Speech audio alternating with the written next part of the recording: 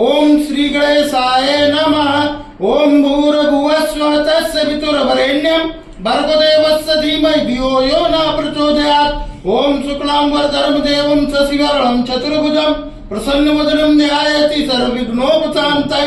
ओम शरणागतिनाथ परित्राण परायणे सर्वशक्तिर्हरे देवी नारायणी नमोस्तुते।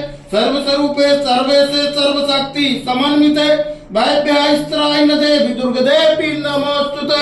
सर्वमंगल मंगले शिवे सर्वार्थ साधिके श्रम्भते अंबिके गौरी नारायणी नमोस्तुते।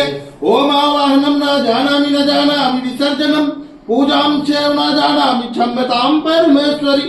मंत्रीनं क्रियाहीनं भक्तिहीनं सुरेश्वरी यति पुष्टं मया देवी परिपूर्ण तदस्तु मम।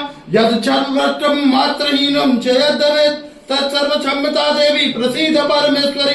अन्यथा शरणं नास्ति शरणं त्वमेव मम।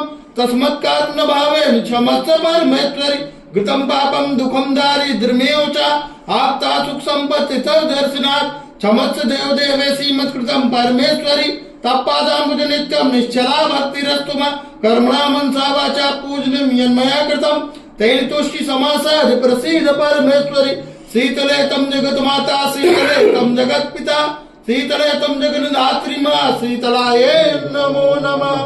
बोलो शीतले मैया की जय। बोलो आदिशक्ति माता की जय। बोलो साचे दरबार की जय।